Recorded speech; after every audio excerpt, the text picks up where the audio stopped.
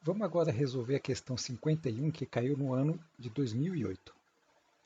Temos essa rede elétrica aqui composta por dois geradores que estão separados por esse par de transformador, esse par de linhas de transmissão, mais esse outro par de transformadores. A gente sabe que a potência transmitida do gerador 1 ao gerador 2 é 1 PU, certo? E aqui temos todos os dados da rede. Aí a questão ela quer que a gente faça o seguinte: na ocasião que a gente perca uma dessas linhas aqui, qual vai ser a nova potência a ser transmitida em regime permanente? Sabendo que tanto as tensões nos geradores como a diferença angular entre eles será a mesma. Tá? Então, a partir desses dados, calcular a nova potência transmitida. Para essa questão, a gente vai precisar daquela fórmula que mostra a potência transmitida entre duas máquinas síncronas. Então, quando a gente tem duas máquinas síncronas, né, a potência transmitida entre elas seria a tensão interna da primeira máquina vezes a tensão interna da segunda máquina, dividido pela reatância equivalente entre elas, né, ou seja, considerando não só apenas as reatâncias internas como as da rede elétrica, que multiplica o seno da diferença angular. Tá? Então, a partir daqui que a gente vai resolver a questão. Então, olhando para essa fórmula, de cara a gente nota o seguinte, que a relação entre a reatância equivalente e a potência transmitida é inversamente proporcional. Né? Então, a gente pode ver que quanto maior essa reatância equivalente, a gente diminui a capacidade de transmissão. Tá? Então, é por aí que a gente vai fazer a questão, certo?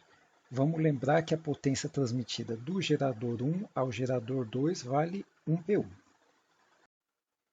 O que a gente precisa agora para resolver a questão é pegar esse diagrama unifilar e transformar num diagrama de impedância, sendo todas as impedâncias contidas numa mesma base. A primeira coisa a fazer é o seguinte, já que a gente precisa elaborar o diagrama de impedâncias, é dividir essas áreas aqui, certo? Porque os transformadores dividem os níveis de tensão. Então aqui a gente pode ver, como esse gerador é de 20 kV, a tensão base nessa área vai ser 20 kV. Aqui nessa região das linhas de transmissão, né? Como os transformadores estão no nível de alta tensão é 250 kV, então aqui vai ser 250 kV.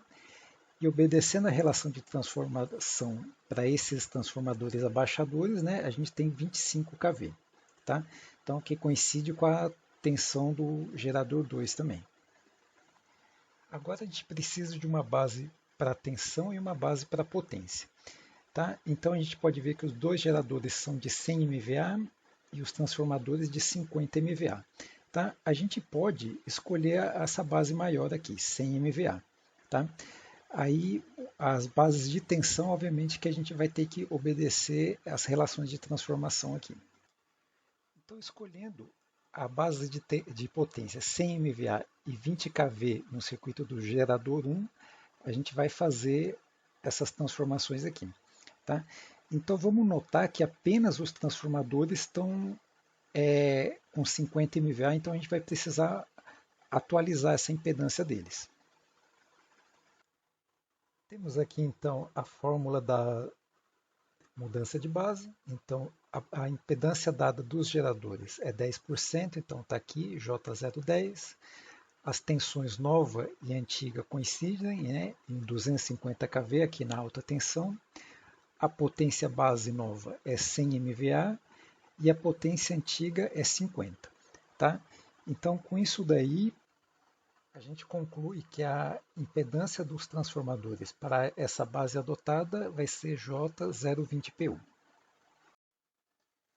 Agora está faltando a converter as impedâncias da linha na base que é adotada. Então vamos notar que aqui ela está sendo dada em ohms, tá? E a gente precisa dela do valor em PU. Então a gente vai fazer o seguinte, calcular a impedância base aqui nessa região 2, aí pegar esse J125 e dividir pelo valor da impedância base. Então a gente tem aqui, né, que a impedância base é o quadrado da tensão base dividido pela potência base. Tá? Na região 2, a potência base é 250 kV. Então temos aqui 250 vezes 10 a terceira, tudo isso elevado ao quadrado. E a potência base são 100 MVA, ou seja, 100 vezes 10 a sexta. Sendo assim, a gente vai ter uma impedância base de 625 ohms aqui nessa região 2. Então, para a linha de transmissão, o que acontece? A reatância da linha vai ser o J125, que é a impedância em ohms, dividido pela impedância base, que são 625 ohms. E como resultado, né, aqui a gente tem J 0,2 PU. Então, essa é a impedância da linha na base adotada.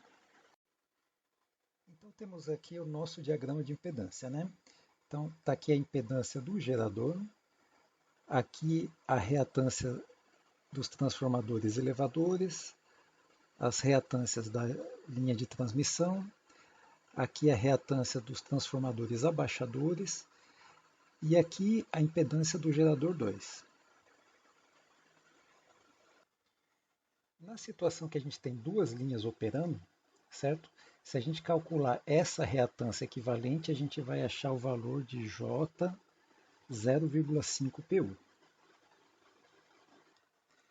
Já na condição que uma das linhas é perdida, né, essa reatância equivalente ela vai valer J 0,6 PU. Agora vamos calcular a solução do nosso problema. Então é o seguinte, na condição 1, e que a gente tem duas linhas operando, a reatância equivalente vale 0,5 e a potência transmitida é 1 PU. Já na situação 2, em que a gente tem apenas uma linha operando, a reatância equivalente é 0,6 e a potência é P2 que a gente quer calcular. Vamos rever essa fórmula aqui. Então, o problema nos diz para a gente que é perdido uma linha, só que as tensões e a diferença angular permanece constante. Então, a única coisa que está variando seria a reatância equivalente. Tá?